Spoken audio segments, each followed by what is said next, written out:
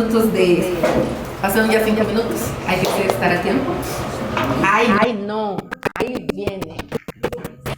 Entonces, vamos... Mira.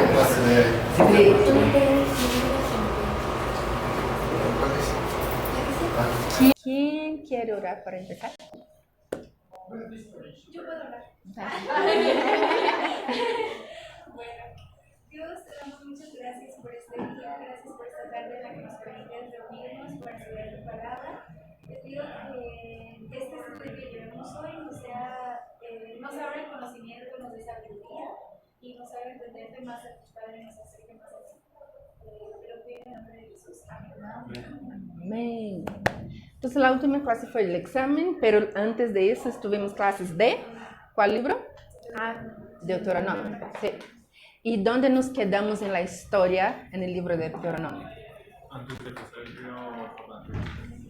Estábamos ahí, entonces el pueblo está ahí en las planicies de Moab para cruzar el río Jordán, ¿no? Entonces ahora nosotros vamos a entrar en lo que son los libros históricos, ¿sí? Y quiero hacer una pequeña introducción de lo que son los libros históricos. Entonces, de Josué hasta Esther son los libros históricos, son 12 libros. Y ellos tienen una división.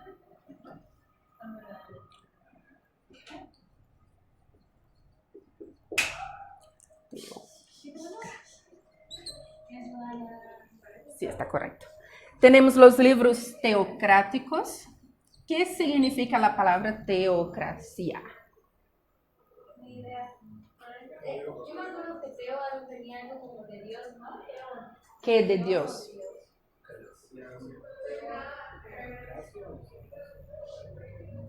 No, tiene más que ver con lo que está diciendo.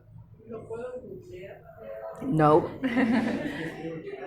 será teoría? Gracias. ¿Kratos no viene de enseñanza o algo así? No, teo viene de Dios. Los libros teocráticos significa que aquí es básicamente se está haciendo referencia a los libros de Josué, de Jueces y de Ruth, y es llamado teocracia porque es el momento de la historia de Israel. Dios es el gobernante. Entonces, teocracia significa que teo de Dios, de gobierno. Ajá. Entonces, los libros teocráticos son Josué, Jueces y Ruth, ¿sí? Después, nosotros tenemos los libros monárquicos. ¿Qué significa? ¿Qué les viene a la mente? Monarquía. Entonces, ahora, los libros monárquicos significa que no es más una nación gobernada por Dios, ahora es una nación que tiene un monarca, o sea, tiene un rey. Son 6 libros. 1 y 2 Samuel, 1 y 2 Reyes, 1 y 2 Crónicas. Entonces, el periodo de la monarquía en Israel. No. Samuel, Reyes y Crónicas.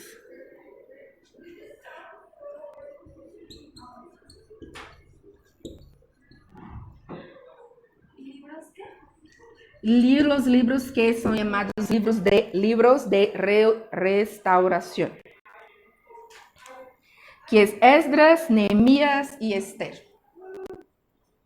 Entonces, los libros históricos son 12 libros y son divididos en esas 3 categorías. Libros teocráticos, que son los libros como que estos libros cubren desde la conquista con Josué hasta la colonización, la vida durante los tiempos de jueces, y se llaman teocráticos porque en ese tiempo la nación de Israel tenía como gobernante a Dios.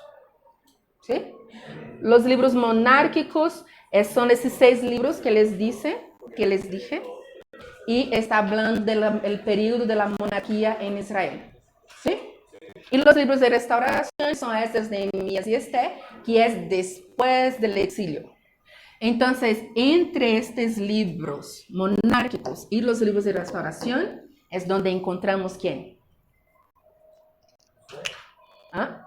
No, existe un espacio de tiempo aquí. ¿Quién está entre los libros monárquicos y los de restauración? No. En la línea del tiempo. Existen, porque estos 12 libros están juntos en nuestro canon, en la Biblia que tenemos. Pero en la historia ellos no están juntos. Era Salmos, ¿no? Porque los escribió David. ¿Es una persona o un libro? Son libros. Aquí nosotros estamos hablando de canon.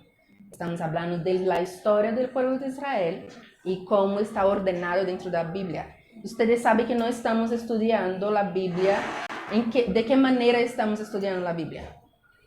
De manera Cronológica, ¿sí? Entonces estamos leyendo los libros, estudiando los libros en orden cronológica. Basado en eso, les estoy haciendo una pregunta. Los libros monárquicos cuentan la historia de Israel y los libros de restauración, que ellos cuentan la historia del pueblo regresando del exilio, ¿sí? Entonces existen otros libros que están aquí en medio. ¿Cuáles son ellos? Es eso que les estoy preguntando. Los del exilio, los que se escribieron en el exilio. También. Pero aquí existen los profetas. ¿Sí? Entonces, si aquí son los libros monárquicos contando la historia de Israel y termina en Crónicas o Segunda Reyes y Segunda de Crónicas, y ahí es donde está el exilio. Entonces, por eso que siempre hablamos que el mejor para tener o para mí lo que me ayudó y que este currículo que ustedes están estudiando ayuda a tener un entendimiento diferente de la Biblia, estudiando en orden cronológica, porque para mí, yo leí a los profetas y no sé de qué hablan, por qué están profetizando. Cuando los profetas, ellos están dentro del periodo monárquico, porque eles estão profetizando. Quando tu empiezas a ler el profeta, vas a ver que ele empieza diciendo, el profeta tal, en el tiempo del rey tal, y empieza a profetizar. Entonces, eso es muy importante tener en cuenta, ¿no? Libros monárquicos, que son los Samuel, Reyes y Crónicas. Aquí nosotros tenemos los profetas. Entonces, ¿por qué los profetas vienen? Van a tener solo una clase, ustedes van a tener una clase solo acerca de profetas y profecía. Y para poder entender los libros de restauración, que son Esdras, Nehemías y Ruth. Ellos en nuestro canon, que es la secuencia que nosotros tenemos en la Biblia, ellos están todos juntos, pero en la historia no es uno después del otro. Aquí hay un espacio de 70, más de 100 años. Porque cuando ellos empiezan a profetizar del exilio, pasa casi 150 años, si no me engano, algo ahí, en la casa de los 100, para después tener el exilio, se quedan 70 años en el exilio y después regresan. ¿Sí? ¿Estamos? Yo quiero hablar con ustedes algo importante para ayudarlos en su lectura de los libros históricos. Una cosa, los libros históricos, existe una manera correcta de leerlo. Bueno, puede escuchar un poco soberbio decir que hay una manera correcta, pero existe una mejor manera de leer los libros históricos. Y es de la perspectiva de que los libros históricos, el personaje principal es Dios. De hecho, Dios es el personaje principal de la Biblia. Entonces, es como Dios está interactuando con los hombres. La relación de Dios a los hombres, como los hombres contestan a lo que Dios le está diciendo. Entonces, todos los libros históricos, toda la literatura del Antiguo Testamento, es mirarla como esa perspectiva de que es la autorrevelación de Dios. Dios se está revelando a los hombres. Entonces, esta sería como la mejor manera de leer los libros históricos. Entonces, no se trata como de las personas. Tú puedes estar ahí leyendo los libros y tal vez buscando descubrir nuevas cosas, descubrir como en nuevas enseñanzas. Y esta no es la mejor manera, como, las enseñanzas basadas en la vida de Josué, las enseñanzas basadas en la vida de David. Los libros históricos es un relato, ¿sí? Es un relato de la historia de la nación de Israel. Como Dios interactúa con el pueblo, con su pueblo, como su pueblo contesta a Dios. Entonces, tú puedes sí sacar enseñanzas de la vida de esas personas, pero no es lo principal cuando tú estás leyendo. No debería de ser el enfoque cuando tú estás leyendo. Debería ser conocer el personaje principal y cómo él interactúa, cómo él contesta y cómo los hombres contestan a Dios también. Porque incluso hubo una pregunta muy chida y vamos a hablar al final, como Dios está cuando Josué hace una oración para el sol y nos enviaron una pregunta diciendo como que Dios tomó en cuenta su oración. Así es. Dios hace eso por toda la Biblia, escucha a las personas, interactúa con las personas. No es un Dios que está diciendo, haz esto, haz eso, otra cosa, hazlo así, hazlo así. Él está siempre en esta relación, ¿no? Él habla, él escucha y tú deberías de hablar y deberías escuchar también. ¿Sí? Entonces esa sería la mejor acercarse para leer la Biblia, pero principalmente los libros históricos con esa perspectiva. El personaje principal es Dios y él está se revelando. Su intención es transmitir instrucción y transmitir también conocimiento acerca de él. ¿Sí? Muy bien. Entonces, el centro de la atención de los libros es el Dios del pacto, no las personas ni los acontecimientos. Las causas y los efectos históricos que pasan no debería de ser tu enfoque. Muchas de las cosas que pasan en los libros históricos no es... Dios es soberano, ¿sí? Todos estamos en una línea teológica que nosotros creemos como cristianos. Conocen la iglesia donde la mayoría de ustedes vienen, creemos que Dios es soberano. Pero no todo lo que pasa en la historia del pueblo de Israel es porque Dios quiere. No quiere decir que Dios no tiene el control de todas las cosas. Solo quiere decir que Dios nos creó con libertad y podemos tomar decisiones. Y muchas de las veces tomamos decisiones en contra de su voluntad. Entonces vas a ver en la historia del pueblo de Israel, ellos hacen cosas que no es lo que Dios quiere, no es la voluntad de Dios. Existe una cosa que cuando uno de los jueces hace una promesa tan... Ustedes van a ver en la siguiente semana. Hace una promesa y yo estoy como, ¿por qué este hombre hace esto? El hecho de que él hace una promesa que es tonta. No es, seguramente conociendo a Dios, sabes que a Dios no le agrada, pero igual pasa. Entonces, muchas cosas en los libros históricos que vas a ver pasando ahí, muchas historias, no es lo que Dios quiere, pero es lo que los hombres, es como los hombres actúan. Y Dios reacciona a los hombres. Ellos están caminando juntos. Me gusta esta imagen. Dios está escribiendo una historia. Pero nosotros también tenemos pluma. Y muchas de las veces escribimos una parte y que realmente no es lo que Dios quiere, pero estar ahí. Y Dios va a actuar basado en esto también. ¿Sí? ¿Tiene sentido? ¿Algún comentario? ¿Algún pensamiento? No. No. Entendí como que Dios tiene un camino y si nosotros nos llegamos a desviar, Él crea otro camino como para volvernos a llevar a pero no sé. Sí, sí, es como, hay como una línea principal por la que Dios quiere que vayas, pero a veces nosotros tomamos como una vía para acá, pero Dios siempre como que intenta crear un camino para volver a lo que Él quiere que nosotros hagamos correctamente. O como que crea otro plan a partir de aquí. Más bien sí te hace por la idea que ustedes tienen. Acuérdense que tienen un propósito para cambiar. Entonces no lo puede cambiar. No por decir, es que ya voy por otro camino, entonces ya te cambia el propósito. Bueno, por la idea que manejan y así, los vas a regresar. Por otro camino, pero regresan. Yo creo, sí, yo creo como que, bueno, te estoy diciendo como en mi entendimiento y como creo, no estoy diciendo esa es la verdad absoluta, ¿sí? Yo pienso como que Dios tiene el plan maestro y sí, muchas de las veces puede ser como que actuamos de una manera que sale afuera de lo que Él desea y yo pienso que Él como hace un poco así como, oye, te va a hacer así como, tú dale para acá. por las circunstancias de la vida, hablándote. Y si tú escuchas, tú arrepientes, tú regresas, tú tomas una nueva decisión que más de acuerdo con su voluntad. Y yo creo, y para mí, por ejemplo, esa es una oración que hago siempre. Dios, alinea mi corazón con el tuyo.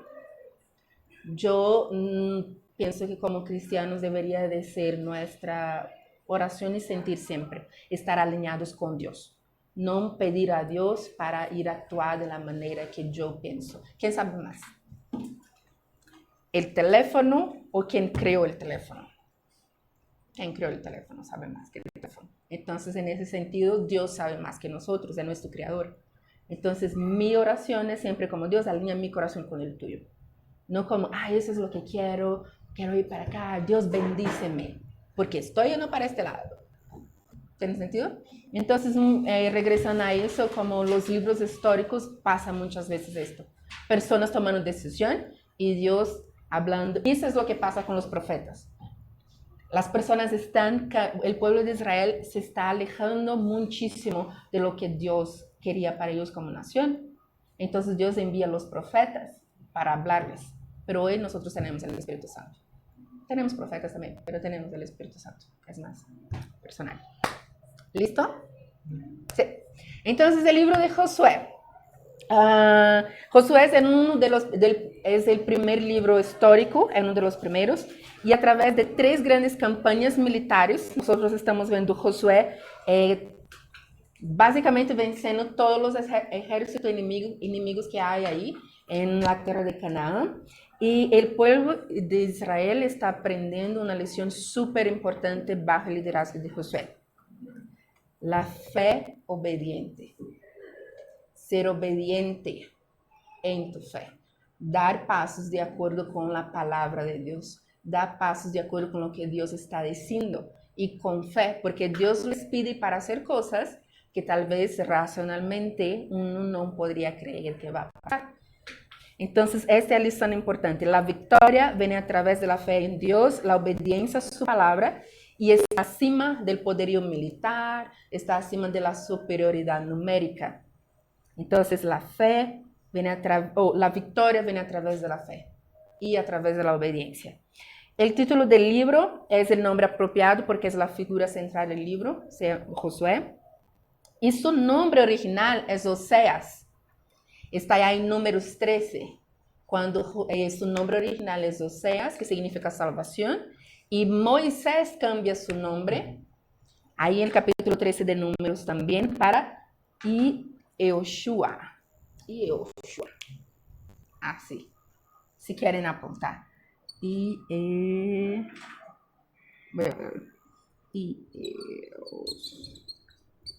Yehoshua. ¿Y qué significa este nombre? Significa Yahvé es salvación. Yahvé es salvación. Yehoshua. Y una forma abreviada de este nombre es esta.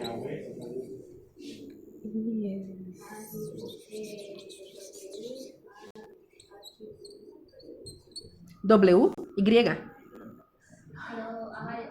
Pero ¿cómo se escribe Yahvé? Yahvé. Ok.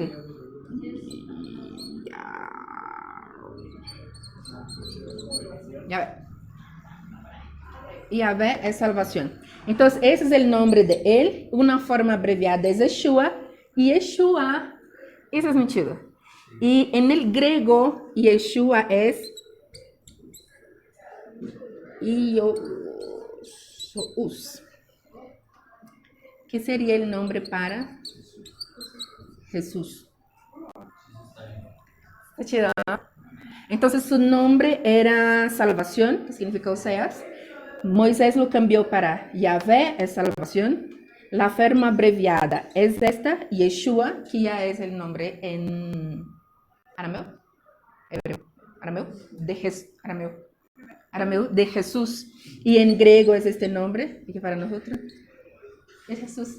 Eso fue chido, me encanta. Recuerda que Jacob siempre nos dice que la Biblia está llena de temas que son repetidos una vez, otra vez, otra vez, otra vez. Entonces aquí nosotros tenemos este personaje central que está ayudando a este pueblo a conquistar la tierra prometida. y es una repetición, un tema que siempre necesitamos a esta persona, ese intermediador que nos va a llevar a la tierra prometida. Eso está muy chido, está muy padre. Sí.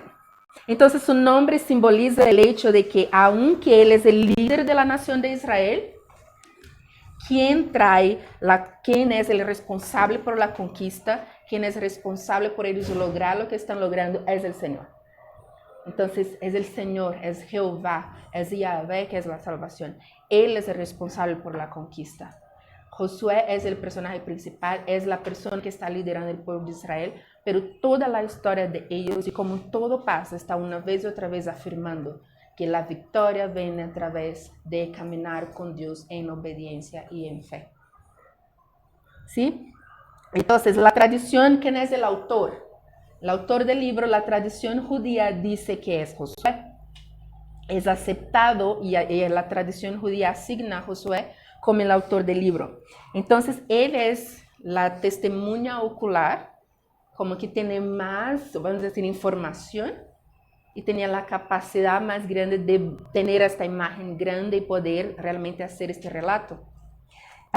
Y él es la persona mejor calificada para escribir el libro, entonces se acepta él como el autor. Ahí en el capítulo 24, versículo 26, 25 y 26, ¿alguien que lo pueda leer?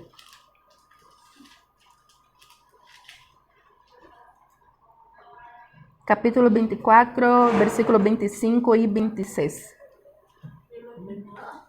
Entonces ese día en Siquem, Josué hizo un pacto con ellos, el cual los comprometía a seguir los decretos y las ordenanzas del Señor.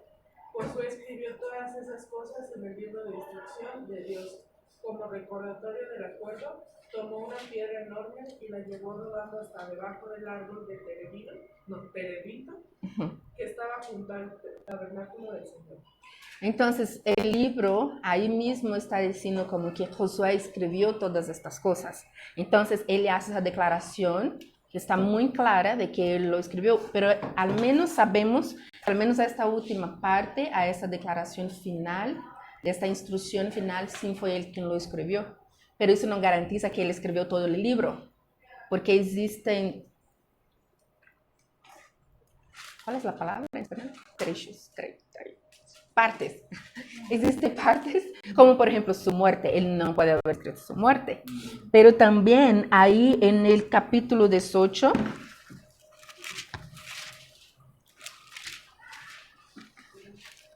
versículo 8 y 9. 18, 8 y 9. ¿Qué dice? Comenzando su nombre su recorrido para trazar el mapa de la Tierra, Josué les ordenó: vayan y exploren la Tierra y hagan una descripción de ella por escrito. Después vuelvan a verme y yo repartiré la tierra entre las tribus por medio de un sorteo sagrado en presencia del Señor aquí en Silo. Así que los hombres hicieron lo que se les ordenó y trazaron un mapa de todo el territorio dividido en 7 partes, con una lista de las ciudades que había en cada una de las partes. Pusieron todo por escrito y luego regresaron a ver a Josué al campamento de Silo. Sí, entonces ahí está diciendo que él designó a estas personas para ir mapear el territorio y ellos hicieron un registro de todo este territorio y el trabajo que tuvo Josué después fue solo designar, hacer el sorteo. Entonces nos hace pensar que cuando empieza toda la asignación de la tierra, pues él ya tenía su escrito. Tal vez él lo compiló, pero no significa que fue él que escribió. En ese sentido, nos está diciendo que no todo el libro existe este entendimiento, que no todo el libro fue escrito por él. ¿Tiene sentido? Pero él es considerado el autor, tal vez porque él hizo la compilación, ¿es una palabra en español? Sí. Él hizo la compilación, existen cosas que él realmente escribió, existen cosas que tal vez él solo los juntó porque eran datos históricos, ¿no? Eran datos necesarios, porque era la cuestión del mapeamiento y todo, pero él es acepto como el autor del libro. Entonces, la estructura, la organización sugiere también que fue una persona nomás que hizo todo el libro. la estructura de cómo está siendo escrito, las palabras que son usadas. Entonces, pero sin embargo podemos decir que hay pequeñas porciones que no fue él que escribió, por ejemplo, de su muerte, pero por ejemplo, dice que la parte, creo que es el capítulo 20,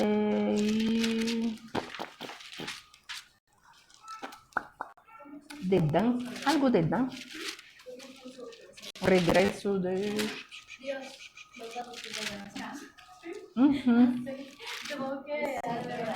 Sí, sí, porque dice que algunas cosas, yo no lo tengo aquí ahorita.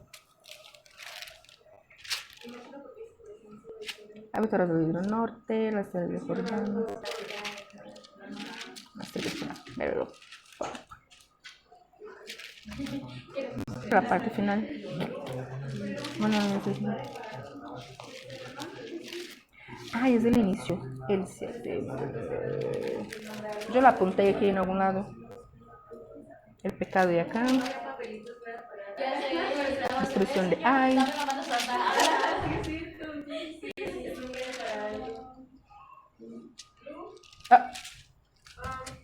¿Cómo era un sorteo sagrado? Perdón. El sorteo sagrado es lo que se llama Urim Purim, que está en la vestimenta de los sacerdotes. Ellos tenían una manera, bueno, sí, tengo una respuesta para eso ahí al final. Hay muchas cosas antes de llegar ahí. ¿Sí? ¿Por qué eso es tan importante? ¿Por qué la curiosidad sería de esto? No sé, es que durante todos los libros es algo que me ha estado llamando mucho la atención y nunca supe cuándo preguntar. Sí. Sí, pero es establecido allá cuando en Éxodo. Establecido cuando ellos hacen la ropa del sacerdote, leyeron Éxodo, ¿sí? Sin pasar ningún capítulo, ¿sí? Toda la descripción de las cosas del templo, ¿sí? Del tabernáculo. Sí, muy bien. Allá. Sí. Allá tiene la descripción de la ropa del sacerdote y hay una cosa que se llama Urim Purim. Urim Turim, no es con P, es con T. Urim Turim, que realmente no se sabe realmente qué es, pero piénsase que son como dos piedras que existen ahí en la ropa del sacerdote y solo el sacerdote podía hacer esto. Sí. Es una manera de saber una manera que Dios estableció para que ellos pudieran llegar con Dios y descubrir cuál era la voluntad de Dios. Recuerdo que tú me dices que tomar una decisión en la base una vez y estábamos como, orábamos y nos quedábamos ahí. Juntos estuvimos todo el día como, orábamos y, ¿qué piensas? No sé, y entonces uno de nuestros dice, oye, ¿por qué no lanzan suerte? Y yo decía, ¿cómo? Pues ahí está en la Biblia, Urim Turim. Pues ustedes lanzan suerte. Y dice, no, así ya no funciona. Bueno, no sé. Entonces sí, Josué es acepto como el autor del libro, a pesar que existen partes que se percibe que no fue el que escribió. ¿Dónde fue escrito el libro? Entonces, ¿cuál es la fecha y el lugar? Recordando que estos números son aproximados, ¿no? Cuando llegaren los evangelios, van a descubrir un hecho muy... ¿Sabes lo de las fechas? Que Jesús nació de 4 a 6 años antes de Cristo. Esta cosa me choca, estos números, esta afirmación. Van a descubrir esas fechas. Que Jesús nació de 4 a 6 años más o menos antes de Cristo. ¿Sí? Porque nuestra... no entendí. Porque nuestro calendario está antes y después de Cristo, ¿no? Ajá. Entonces, se supone que Jesús nació el año 1 que Jesús nació, año 1 que Cristo nació. La verdad, Jesús ya había nacido más o menos de 4 a 6 años antes del año 1. ¿Tiene sentido? Sí.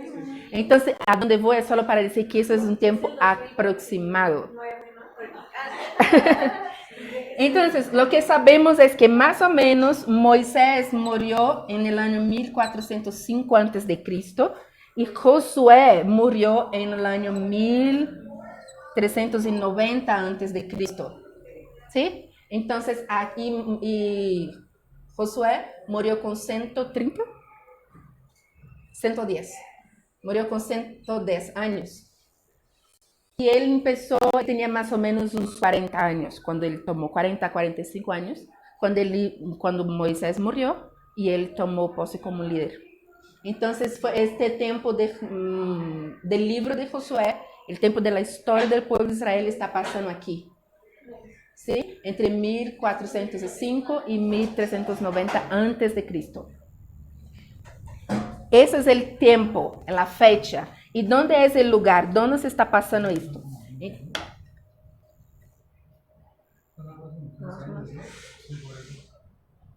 No. Yo soy terrible para cuentas, ¿no? Los números están... No. Porque... 1400... No, los años antes de Cristo van disminuyendo hasta llegar en 0 antes de Cristo y después empieza a crecer. Sí. No, es que no entendí lo de la línea. Ajá. Sí. Está más o menos ahí en este tiempo. ¿Sí? La historia, el inicio de la historia, no todo el periodo. ¿Sí? La historia de el libro está localizado en este tiempo, no el tiempo de la historia que se está pasando. Son cosas distintas. ¿Tiene sentido? Sí. Okay. Entonces ellos están ahí en el río Jordán, después en Canaán y después las 12 tribus siendo divididas. Más o menos entonces antes en el río Jordán y cuando llegan a Canaán y conquistan a Canaán. ¿Sí? Vamos a ver el tiempo histórico después. ¿Cuál es el tema y el propósito del libro?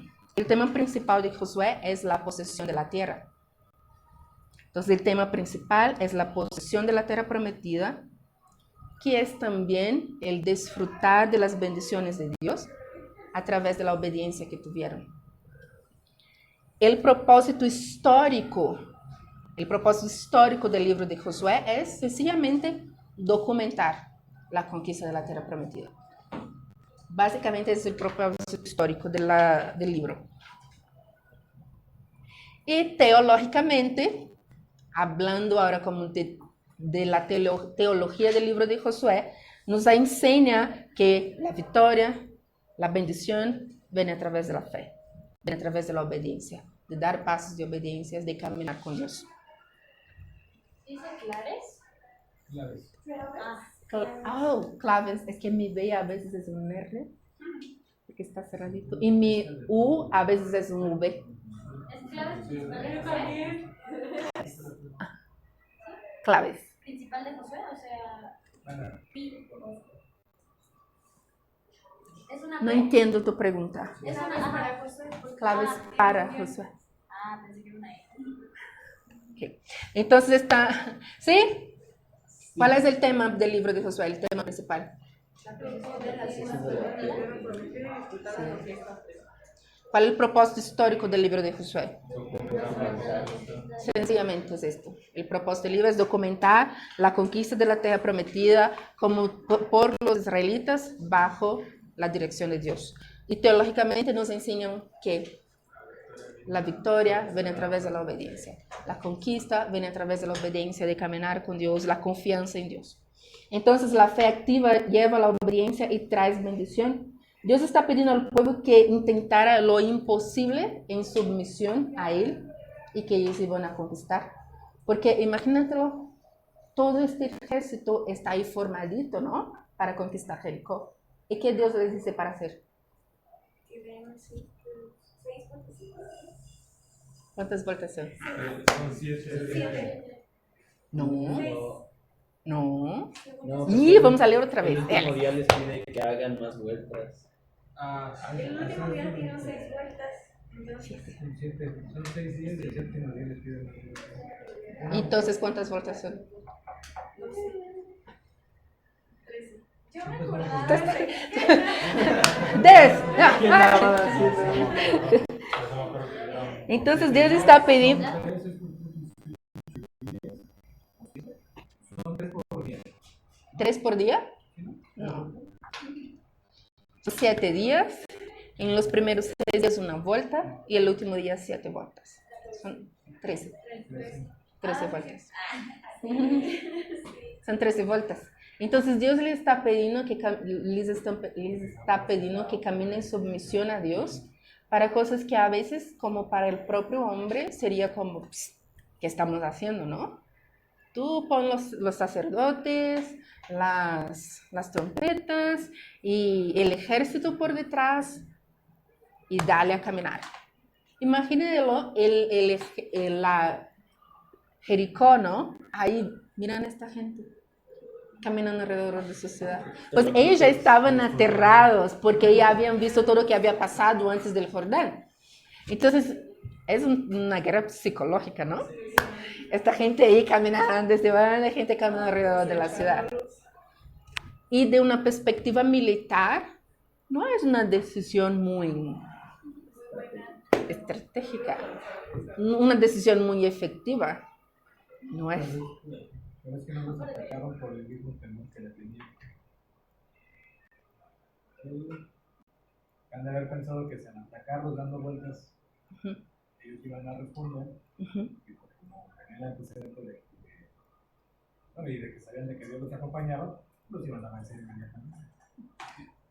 De todos modos los venceron. Estuvieron ahí 7 días. El punto de la historia, ¿recuerda? Leer los libros históricos, no de una perspectiva de los acontecimientos o de la decisión de las personas. Leer la Biblia de la perspectiva de Dios como personaje principal. El punto no era realmente si era una buena estrategia militar, el punto no es como qué estaba pensando la gente cuando todo eso estaba pasando.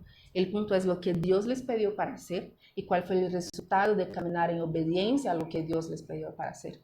Entonces podemos tratar de racionalizar, y no está mal tratar de racionalizar estas cosas, pero de todos modos, esta es la perspectiva de que Dios les está pidiendo para hacer una cosa que humanamente parece hasta un poco tonto, no es muy inteligente, pero ¿cuántas veces Dios nos ha pedido para tomar decisiones y dar pasos que tal vez para nosotros no tenga sentido?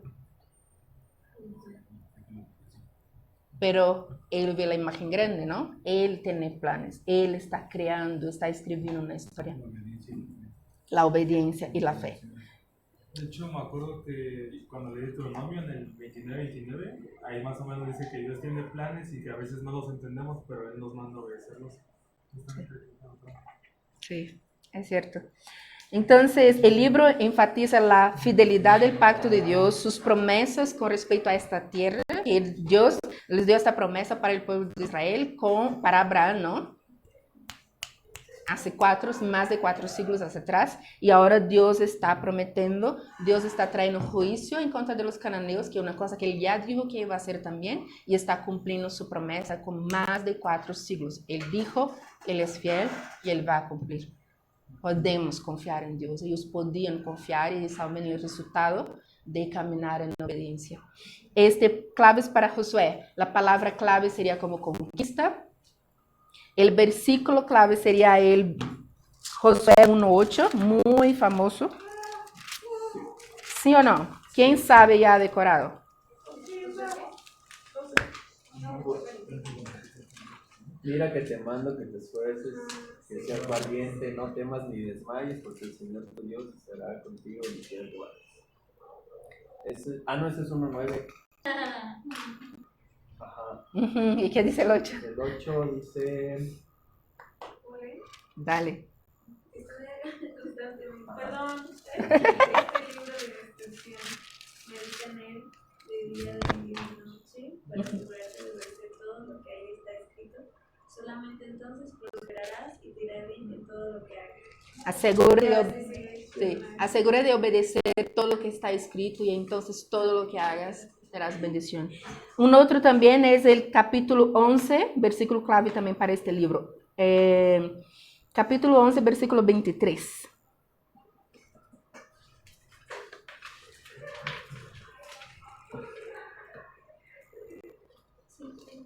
No, 11. Así logró Josué conquistar toda aquella tierra conforme a la orden que el Señor le había dado a Moisés, y se le entregó como herencia al pueblo de Israel según la distribución tribal. Por fin aquella región descansó de las guerras. Entonces, la palabra clave es como conquista. Entonces, ahí está diciendo como que, y también como la promesa de Dios se está cumpliendo ahí. Ellos venían por años como teniendo esta promesa. Abraham tuvo esta promesa de que iba a tener esta tierra. Pasaronse años y Dios está cumpliendo la promesa. Ahora como para llegar efectivamente como, entonces ese es el panorama histórico, ¿no? Ese es el panorama general del libro. Y ahora conociendo propiamente el libro está dividido en dos partes. Del capítulo 1 hasta el capítulo 13 describe la conquista de la tierra. Tengo una duda. Yo tengo una duda. De cuando termina el Deuteronomio, ¿pasa tiempo o es luego Josué? O sea, lo que se escribe en Josué.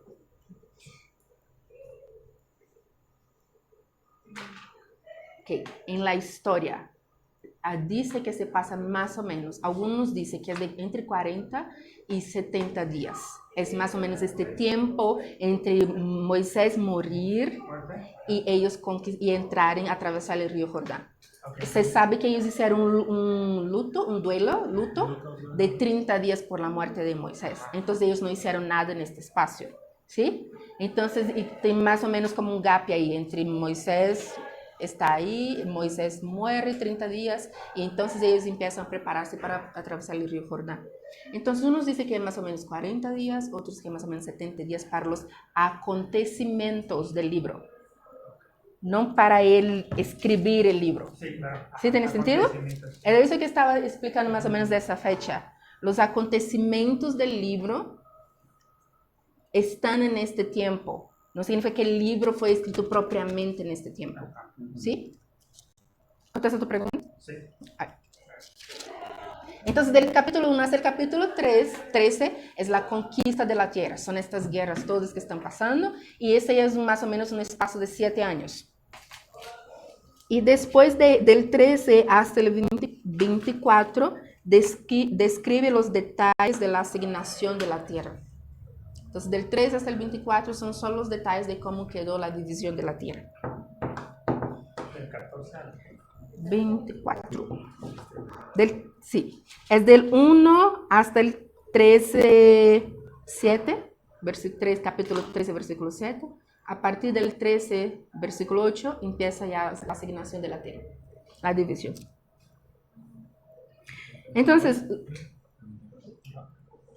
los 5 primeros capítulos entonces están registrando la preparación de ellos. Los 5 primeros capítulos es un registro de la preparación de ellos espiritual, de la preparación también como propiamente para la guerra, la preparación física, moral del pueblo, y ellos están preparándose para entrar en Canaán. Entonces Josué recibe una misión de la parte de Dios que fue iniciada ya con Moisés. Tienen los espías, ¿no? También como diferente. Ahora esos espías son más chidos que los otros 12. Dan una respuesta, un relatorio como positivo, que anima obviamente, que es diferente de los espías de la generación anterior y trae más ánimo para el pueblo. Y entonces ahí en el capítulo 3 tiene la travesía del Jordán, del 3, 1, 4 hasta el 24. Hasta el 4:24 es la travesía del Jordán, el memorial de las piedras. Entonces, este cruce milagroso del Jordán es más una vez una evidencia o lo que nos enseña, lo que nos trae el ensinamiento teológico del libro. La fe caminando junto con la obediencia. Cuando ellas se unen, tú puedes ver cosas así. Después de esto, vas a ver del capítulo 6 al capítulo 8, la campaña de Josué en el centro de Canaán, toda esta campaña militar que tiene ahí. Entonces, él está moviendo el ejército de manera estratégica, tratando de dividir el sur del norte para que ellos no se junten para estar en contra de Israel. Entonces, él hace esta estrategia militar, ¿no? Primero se pone ahí en el centro como una... ¿Cómo es la palabra? Hay un termo técnico para esto, yo no me voy a acordar. Bueno, es una estrategia militar que para dividirlos, ¿no? Es como dividir y conquistar, ¿no? Entonces él lo pone ahí, él hace toda esa conquista del centro para que los ejércitos del norte no se junten con el sur en contra de ellos. Eso es lo que nosotros toma lugar entre el capítulo 6 y el capítulo 8.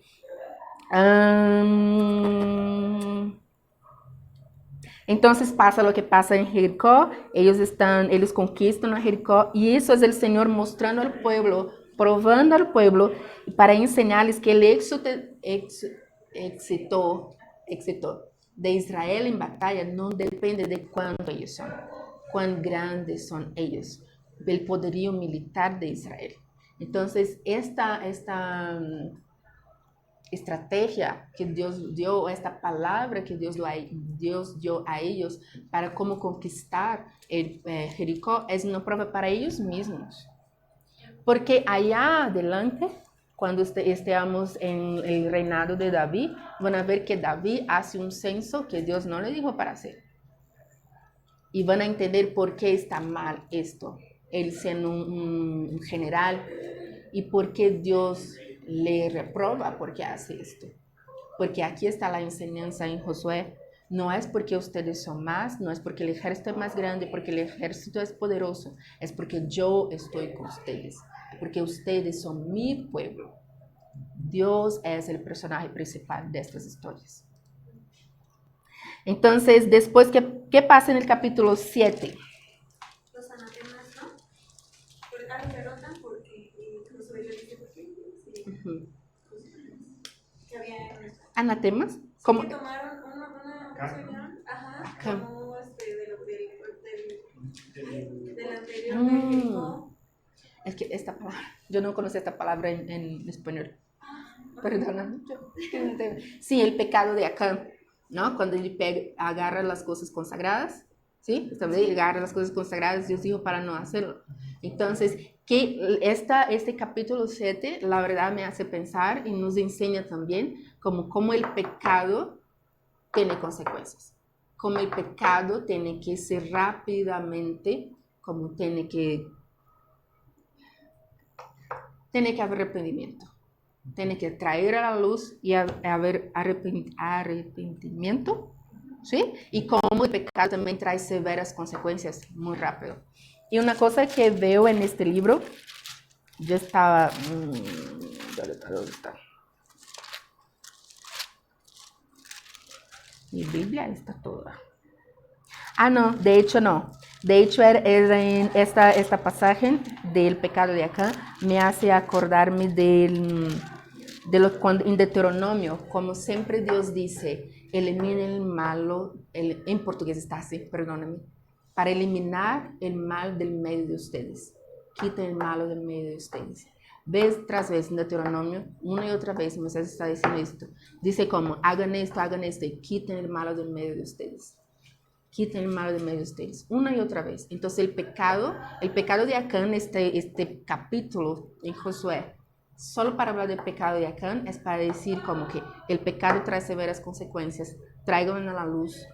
En este caso, ¿no? En esta situación, en este contexto histórico, la persona tenía que ser descubierta y afastada, y en este caso muerto, con toda su familia. Entonces hay severas consecuencias por el pecado y tú como líder no deberías de estar de acuerdo. No debería de dejar y tener misericordia o dejar escondido, porque la ley y las instrucciones que Dios dio a Moisés dice, quiten el malo del medio de ustedes, no permitan. Eso es lo que nos enseña este capítulo 7. Entonces nosotros vemos ahí en el capítulo 9 hasta el 13 como las campañas militares del sur y del norte también tienen éxito. Pero ahí en el capítulo 9 pasa algo que fue como un paso imprudente, algo que Josué hizo, que iba tan bien, pero ¿qué pasó? ¿Qué es que pasa en el capítulo 9? Fue cuando unos príncipes se hacen pasar por de los que van, que vienen de tierras lejanas. Venimos a verlos. Sí. Vamos a hacer alianza. Sí. Y Josué no le pregunta a Dios, solo hace el juramento. Sí. Entonces cuando Dios dice atravesar el río Jordán y todos los pueblos que están ahí tienen que quitarlos de medio de ustedes. no puede, hay que ir y hay que expulsar todos de la tierra, matar todos porque es de ustedes. Entonces esta gente no viene de súper lejos, están ahí cerquita de ellos y los engañan. ¿Pero por qué los engañan? Porque Josué no consultó a Dios. Él hizo un acuerdo sin consultar a Dios y este acuerdo tiene repercusiones porque allá adelante Saúl y David tienen que lidiar con esta gente. Porque esta gente permanece ahí. Él hizo un pacto con ellos. Y después, más adelante, van a ver como que este pueblo, los Gabaonitas, le pide ayuda porque están veniendo otros ejércitos en contra de ellos. Entonces les piden ayuda al pueblo de Israel y Josué va en socorro de ellos. Y ellos hicieron un pacto por vida con ellos. Y allá adelante en la historia van a ver que tanto Saúl cuanto David tienen que lidiar con esta gente. Y pasa una cosa interesante porque Saúl rompe el pacto. Y entonces David, cuando le toca a David ser rey, David tiene que ir allá y restituir, porque fue un pacto que Josué hizo, el pueblo de Dios hizo un pacto con esta gente. Entonces, por toda vida, el pueblo de Israel tiene que lidiar con los Gabaonitas, por toda vida, pues. Pues allá años adelante, ellos todavía tienen que lidiar con esto por una imprudencia de Josué. Entonces, las decisiones que tomamos tienen consecuencia en nuestras vidas, a veces tienen consecuencia en la vida de otros. Es eso que aprendemos, es lo que percibimos aquí, en este capítulo, en esta historia. Entonces, ahí empezamos en el capítulo, empieza en el capítulo 13, la asignación de la tierra. Entonces, Josué está envejeciendo, está viejo ya está grande, en el capítulo 13, versículo 1, y Dios le dice que él tiene que distribuir la tierra, tiene que empezar la asignación. Y es lo que él empieza a hacer, aunque la tierra no está toda conquistada, él pidió para que los líderes fueran a hacer el mapa, ¿no? Y ahora él está dividiendo la tierra. Es un poco aburrido leerlo, ¿no? Como, pues todos estos nombres, todas esas fronteras, pues ¿para qué sirve que yo lea estas cosas? Puede parecer un poco como sin sentido, pero tú puedes aprender ahí de la justicia de Dios. Puedes aprender ahí cómo Dios es justo con su pueblo. Y existe todo ese sentir de justicia en lo que están repartiendo la tierra, y existe también que está muy conectado con la identidad del pueblo de Israel, la tierra que Dios les prometió a ellos. Entonces, está describiendo toda la distribución de la tierra, la herencia de Caleb y de los levitas. Saben que los levitas no tuvieron tierra, ¿verdad? Que ellos tenían ciudades específicas adentro de las tribus, ellos tenían su ciudad. Y de hecho una cosa interesante es como que los levitas, creo que ustedes saben, ellos dependían de los diezmos, de las ofrendas, y todas las veces que el pueblo de Israel no iba bien con su vida espiritual, quienes sufrían eran los levitas, porque ellos no tenían de lo que vivir, vivían de lo que llegaban a entregar en el templo. Cuando la vida espiritual de la gente no estaba chida, ellos no iban a dar sus ofrendas, no iban a dar sus diezmos, como quedaban los levitas. ¿Sí? Entonces es un dato interesante.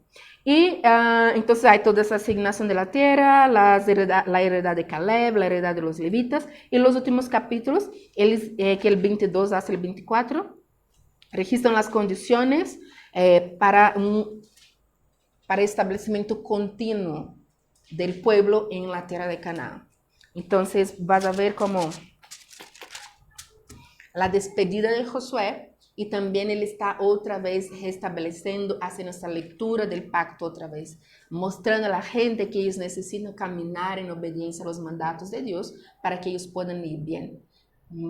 Hablando y reforzando otra vez el mensaje de que permanezcan en la palabra, permanezcan como en los mandatos de Dios, sean obedientes a lo que Él habla y ustedes van a tener bendición.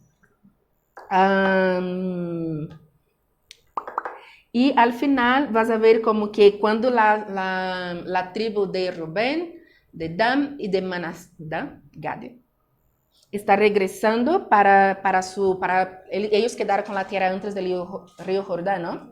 Antes de atravesar. Entonces ellos están regresando y hacen este altar. Ese altar casi que hace con que ellos tengan una guerra civil entre ellos mismos, porque ellos se quedan como confundidos porque están haciendo un altar. si el altar para el sacrificio está en Silo. ¿Silo? Pues en portugués es Silo. ¿Cómo es en español? Yo tengo que empezar a leer mi Biblia, es porque yo leo mi Biblia en portugués, perdóname. Entonces los nombres están todos en portugués en mi mente. Entonces existe el lugar de la adoración y ellos están creando, ellos hicieron ese altar ahí. Ellos tienen buena intención, pero mala comunicación. Eso fue una cosa que resaltó para mí, como estaba de hecho procesando algunas cosas en el nivel personal. Uh-huh. Sí, gracias. Sí. Estaba procesando algunas cosas a nivel personal y estaba pensando, sí, ellos tuvieron buen corazón, tenían buenas intenciones, pero nunca las comunicaron. Entonces, por no haber comunicado bien cuál era su corazón, casi tuvieron una guerra civil. Entonces, ¿cuál era el corazón de ellos cuando estaban construyendo el altar? A los que leyeron. ¿Qué pensaron? ¿Por qué construyeron este altar ahí? Ellos pensaban que en algún momento los que estaban más cerca del arca del pacto, que en algún momento ya no les iban a dejar entrar o acercarse.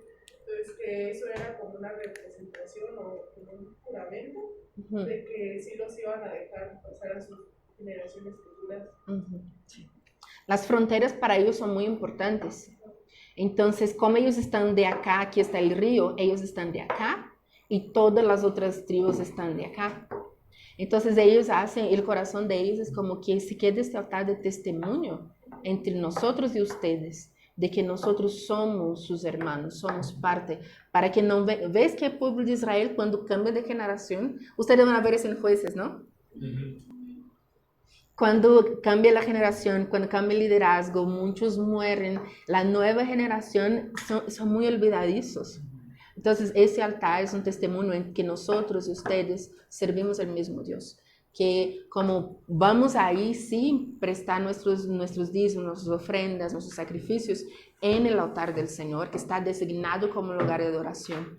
Pero ¿qué pasa si una nueva generación no nos acepta? Dicen, no, ustedes no son pueblo lejano, ajeno, no son pueblo de aquí. Entonces, como su corazón era bueno, pero pues nunca comunicaron.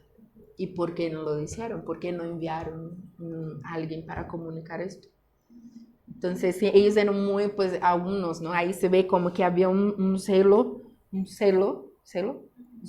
los dos, por Dios, ¿no? Por el lugar de adoración, el altar de adoración. Y después van a ver entre los samaritanos y los de Judá también, que el lugar correcto donde adorar, y el Nuevo Testamento con Jesús, es siempre un tema para ellos también. El capítulo 23 es la despedida de Josué, y ahí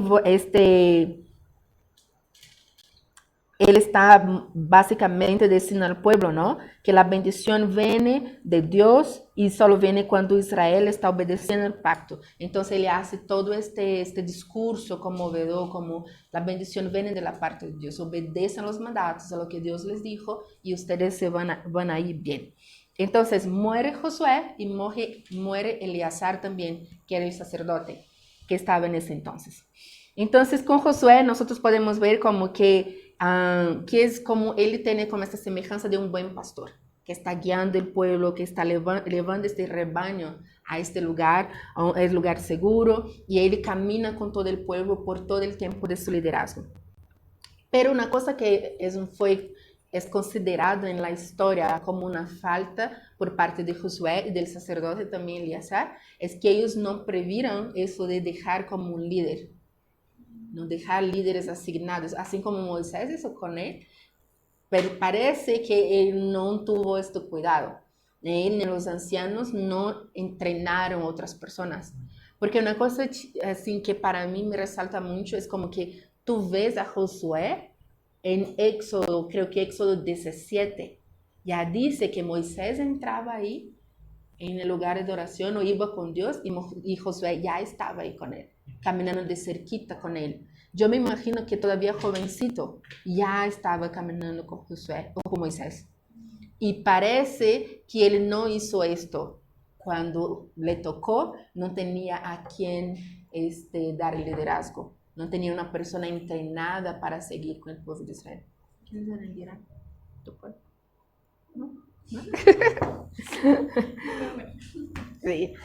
Una cosa como que para mí fue que me gustó mucho y me gustaría como, para mí fue como unos datos interesantes. En el capítulo 3, regresar un poquito. En el capítulo 3, en el 13, ves como que tiene el río Jordán, se abre tal cual que otro lugar, tal cual el Mar Rojo. Sí, abre tal cual el Mar Rojo. Y una otra cosa también, en el capítulo 5, llega el ángel del Señor, ¿no? El comandante del ejército del Señor, y tal cual con Moisés, le dice como, quita las sandalias de tus pies, el lugar donde estás descansando.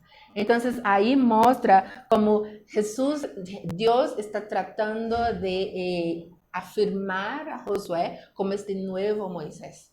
Entonces tal cual pasó con Moisés, está pasando con Josué. Y ahí en el capítulo 13 dice, el versículo 14, ¿alguien puede leerlo en español? Capítulo 3, perdóname, capítulo 4. Versículo 14. ¿Qué dice? Aquel mismo día el Señor engrandeció a Josué ante todo Israel. El pueblo admiró a Josué todos los días de su vida como lo había hecho con Moisés. Entonces me encanta cómo Dios hace esto. Porque yo pienso que Josué estaba equipado. Estaba capacitado por Moisés. Caminó con Moisés por años. Pero el cuidado de Dios de afirmar el liderazgo de Josué delante del pueblo. Es como toda una nación y Dios está afirmando el liderazgo de Josué. Y eso me encanta como de la parte de Dios, este cuidado que tiene de afirmar otra vez. Ese es el nuevo Moisés, ¿no? Entre comillas. Entonces me encanta eso, de que afirme el liderazgo de Josué y tal cual las cosas que hizo con Moisés, está haciendo con Josué también. Y también es algo como para la nueva generación, ¿no? Esa nueva generación no pasó por el Mar Rojo, pero está pasando por él. Dios hizo igual, hizo los grandes hechos de Dios, los milagros de Dios que él hizo con el pueblo cuando estaba en el desierto, está haciendo con la nueva generación también. Entonces ellos están teniendo experiencias con Dios, experiencias como sobrenaturales, milagros con Dios, que eso ayuda a ellos también a tener afirmar su fe en Dios. Y Dios es tan bueno que nos ayuda a ser obedientes. Es hasta una herramienta de Dios como, mira, así como estuve con el pueblo todo este tiempo, estoy con ustedes. Y aquí está. Así como hice con ellos, estoy haciendo con ustedes también. Es mi gusto. Dios es chido. ¿Algún comentario? Preguntas, sufrimientos, aflicciones. ¿No? Tengo preguntas. Nos enviaron preguntas. ¿Por qué exterminar los pueblos extranjeros completamente? Como ofrenda a Dios. Vamos ahí a Deuteronomio 20. Recuerda que siempre les decimos, la Biblia está interconectada, la Biblia es una gran historia. Deuteronomio 20, versículo 13.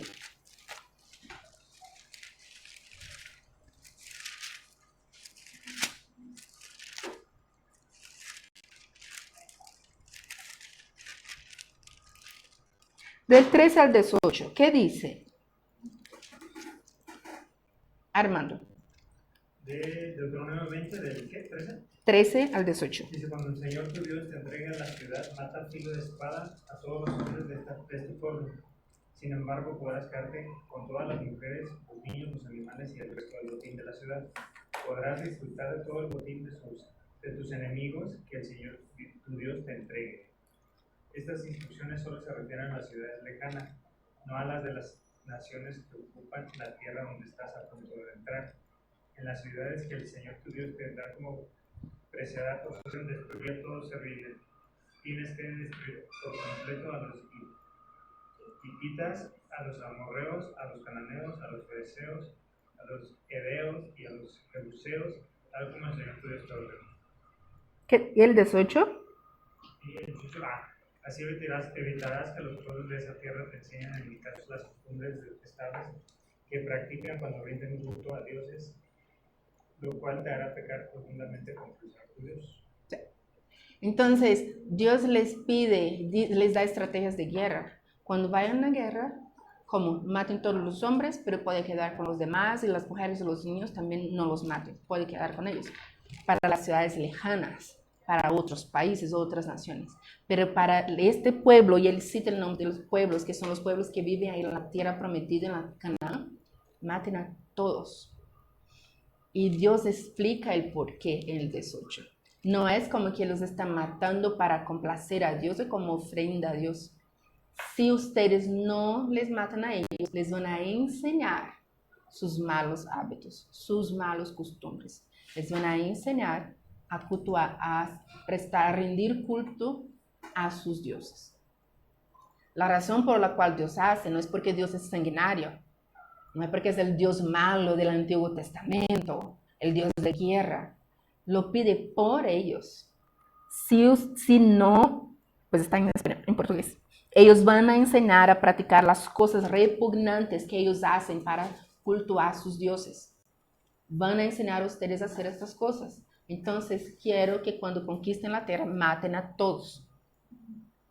Y de hecho, no matan a todos. Van a descubrir después. Sí. Sí. Josué 23, 11.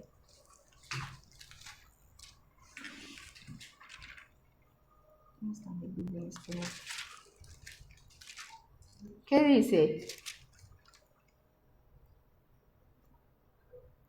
Hagan pues todo lo que está de su parte para amar al Señor su Dios. Perdóname, del 11 hasta 23, 11 hasta el 13. Porque si ustedes le dan la espalda a Dios y se unen a las naciones que aún quedan entre ustedes, mezclándose y formando matrimonios con ellas, tengan por cierto que el Señor su Dios no expulsará de entre ustedes esas naciones. Por el contrario, ellas serán como red y trampa contra ustedes, como látigos en sus espaldas y espinas en sus ojos, hasta que ustedes desaparezcan de esta buena tierra que el Señor su Dios les ha entregado. Entonces, si ustedes no eliminan a esta gente del medio de ustedes, van a estar ahí estorbando. Les van a impedir de vivir de la manera como deseo que ustedes vivan. Van a ser espina en la carne de ustedes. Entonces, cuando Dios les pide para eliminar el pueblo, no es para complacer el corazón de Dios, es para proteger el pueblo de Israel. ¿Tiene sentido? Pues eso es. Tal vez uno no esté de acuerdo, pero tiene sentido. Por eso mi pregunta fue, ¿está de acuerdo? Pero tiene sentido. Sí, ¿verdad? Entonces, en el capítulo... Dale. Mataban a las mujeres y a los niños.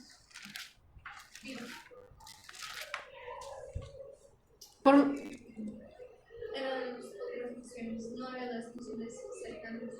Pero aún así, ¿por qué las dejaban? O sea, porque si estaban lejanas, ¿por qué no de toda la población? Porque si ya están matando a los hombres, ¿por qué no ya están matando a los niños? O sea, suena muy solitario, ¿no? Pero, ajá. Se iba a perder la... Bueno, no, ni siquiera. Ajá, porque si quedaban los niños crecían. Yo pienso como que, pues, Dios los envió a matar a todos con un propósito. Estas naciones pobres, porque te van a traer a un mundo. Pero las otras naciones no habían necesario.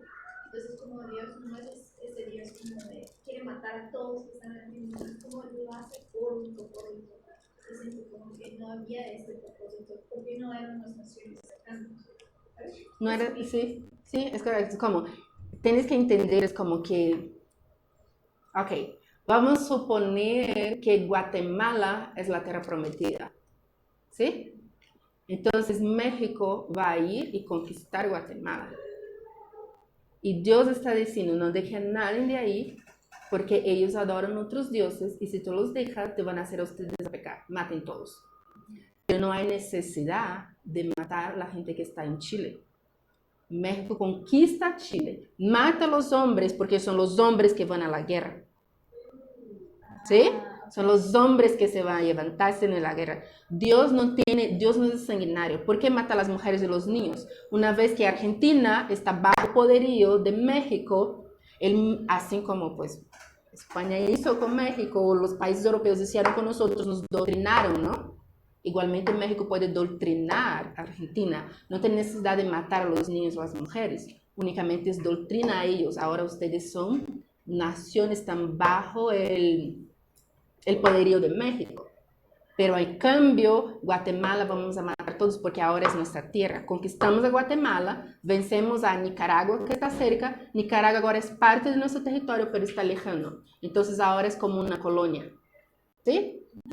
Mato a los hombres porque los hombres se pueden levantar con insurgencia y otra vez montar un ejército y venir en guerra otra vez. Los niños no. Los niños te los educa y ellos ya viven con esta mentalidad que ahora soy mexicano aunque vive en Nicaragua. Estoy soy una colonia de México. ¿Sí? Ellos no quieren matar a todos. Es muy inteligente, de hecho. ¿Sí?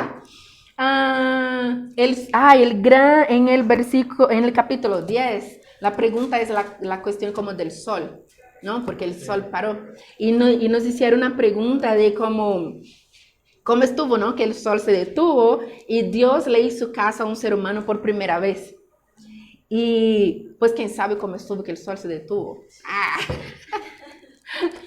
Pero regresa a lo que estábamos hablando al principio, de que tratamos muchas veces de racionalizar cosas o olvidamos las cosas que Dios hace o racionalizamos las cosas que Dios hace.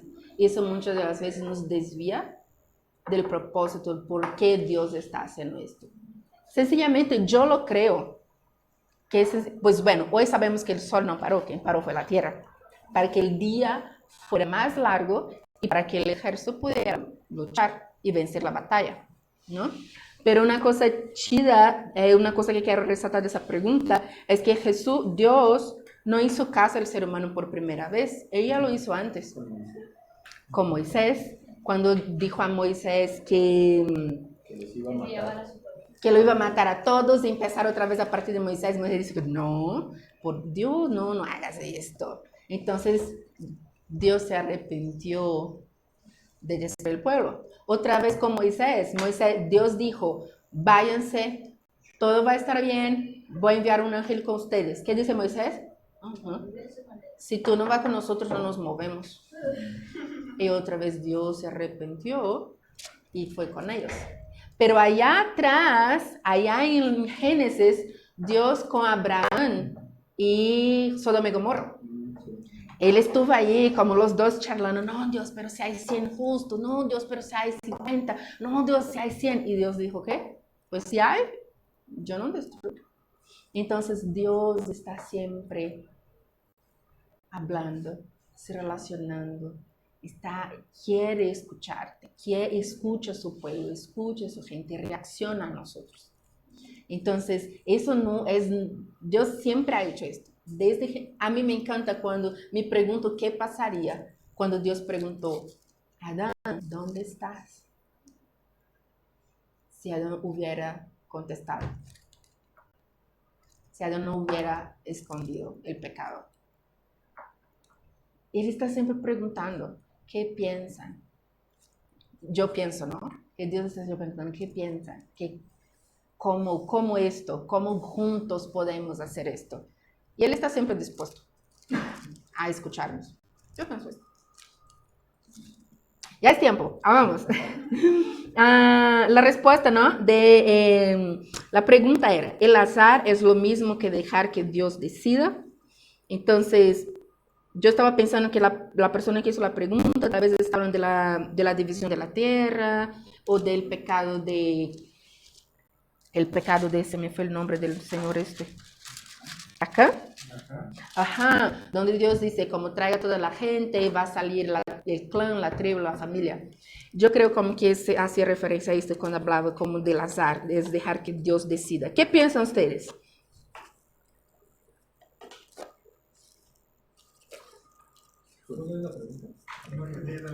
El azar es lo mismo que dejar que Dios decida. Como, ya ve que hay estas personas que agarran la Biblia y dicen así, Señor, necesito una respuesta. Ajá. Señor, necesito una respuesta. Yo acepto nuestra propuesta de trabajo. Ahora, en cuanto estaba el azar, ¿no? Dejar a las cosas del azar es lo mismo que dejar que Dios decida. Yo no creo, aunque bueno, en el libro de Esther, ¿sí de Esther? Donde decía que lanzaban los azares. Y Dios les... Ay, es que no me acuerdo del libro de Esther, pero lo he estudiado varias veces por la fiesta. Pero ahí Dios les permitía, ¿no? Pero, porque es la fiesta de Purim. La fiesta de Purim, por eso. Pero tal cual, así como tomar la Biblia y hacer un azar, yo no creo mucho en eso. Siento que es como, no sé, pienso que a veces... Para tomar una decisión no, No. pero para enseñarte algo tal vez. Creo que muchas veces tú ves este versículo, este pasaje, esta historia, vez tras vez, y a veces no tiene ningún significado, y tal vez si en un momento que Dios quiere enseñarte esto, pasa a tener, el Espíritu Santo te resalta esto y tiene ese significado. Yo pienso que los planes de Dios se van a cumplir, y Dios, como es soberano y está tratando de direccionar a su pueblo para un lugar, y que Dios está interviniendo como en la historia. Entonces, hoy nosotros, mi entendimiento es que hoy nosotros no necesitamos de herramientas para entender para saber el corazón de Dios, porque tenemos al Espíritu Santo. Entonces, lanzar suerte, dejar hacer estas cosas, yo siento como que en el contexto que estamos hoy no es más necesario. Pero en el contexto que ellos estaban, así eran como entendían y como Dios les dio esta herramienta como para entender cuál era la voluntad de Dios. Dios podría comunicar de una u otra manera, ¿sí? Dios hablaba cara a cara con Moisés. Pero en este momento fue la manera como Dios puso como una herramienta para que ellos pudieran conocer cuál era la voluntad de Dios. Yo no creo que eso es algo que nosotros todavía que deberíamos de aplicar, porque hoy tenemos el Espíritu Santo. Y entonces tú puedes sencillamente preguntar al Espíritu Santo y no lanzar suerte o cosas como del azar. Hay una cosa que yo puse aquí pensando en esta respuesta, como la situación de los gabaonitas. Ellos tenían esto y no lo usaron. No hicieron una oración, no fueron con el sacerdote, no usaron el Urim Turim, no, solo nomás, dale, vamos a creer en ustedes. Y no consultaron a Dios. Y tenían la herramienta como para consultar a Dios, ¿no? La repartición de las tribus y ciudades van a ser importantes después. Esa es la pregunta. ¿Por qué pasa tanto tiempo, el libro pasa tanto tiempo hablando de esta división?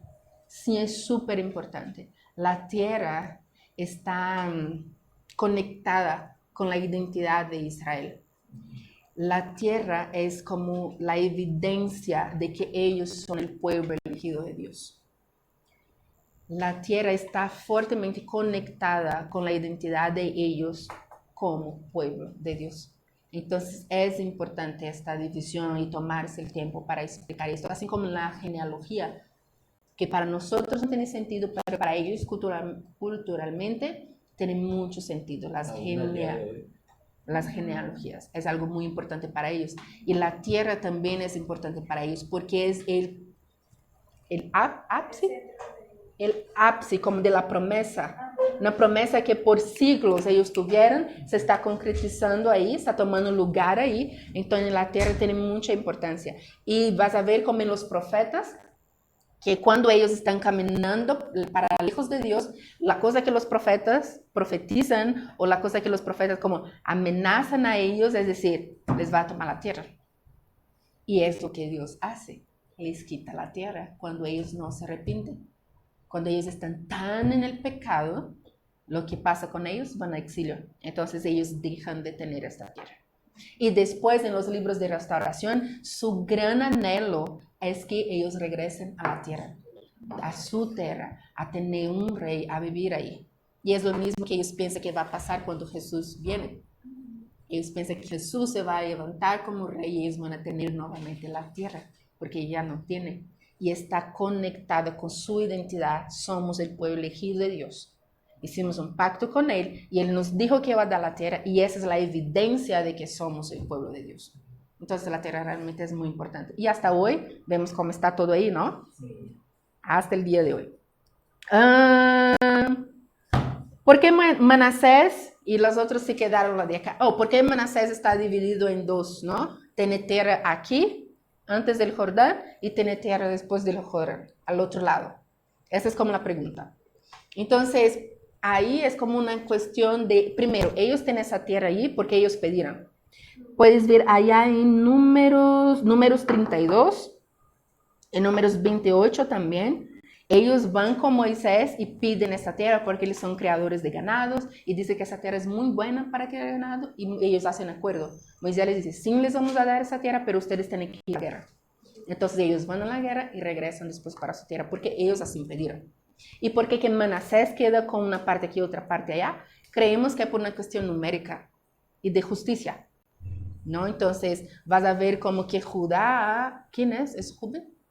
Rubén se queda con una parte de tierra también en Judá, porque dice que Judá no tiene grande número de personas, entonces no tiene sentido que tenga mucha tierra. Pero Manasés numéricamente necesitaba más tierra. Por eso ellos se quedan divididos. ¿Sí? Esas son las preguntas. Espero que la persona que envió las preguntas. Si no, ni modo. ¿Sí? Pues muy bien, necesitamos terminar. Estamos tarde. Entonces la conclusión es que el libro de Josué tiene una gran importancia teológica y que la narración, ¿no?, del contexto todo histórico es una manera de demostrar que Dios está cumpliendo su promesa. Porque por todo el Pentateuco, desde el capítulo allá, cuando Abraham hace la promesa para Abraham, todo eso está aquí ahora se cumpliendo. Son más de 400 años después. Nosotros a veces no queremos esperar 5 años, 10 años para una promesa de Dios. Y ellos están esperando 400 años. Y hasta ahorita siguen esperando. Ya hasta ahorita, sí. Se te iban a preguntar, ¿cuánto tiempo, duró como Josué a cargo? Yo pienso que él, Caleb, tenía más o menos la misma edad, ¿no? Porque dice que Caleb tenía 85, ¿no? Cuando recibe su tierra. Sí, Caleb tenía 85 y los dos tenían más o menos la misma edad. Y cuando Caleb llega ahí, él dice, ¿dónde está? Él dice que tenía 40 años cuando él habló con Moisés acerca de la tierra. Entonces, bueno, yo no sé realmente, pero haciendo cuentas, no tengo una respuesta. Esta es la verdad. Pero haciendo cuentas realmente, yo tengo entendido que él estuvo ahí más o menos unos 30 años a cargo. Él murió con 110 años. No más. Con 70. No. Porque fue a los 40. Pero a los 40 él fue cuando los mandaron, ¿no? A ver la tierra prometida. Es cierto. 40 cuando los mandaron a la tierra prometida. Todavía pasó un tiempo. Conquistaron la tierra. Puedo traer esa respuesta para ti después. Buscar y sí, para traer como un pensamiento más correcto. De checar como las fechas. Sí. Es un montón. Es un montón. Sí. Como ve, así es el libro de Josué. ¿Les gustaron?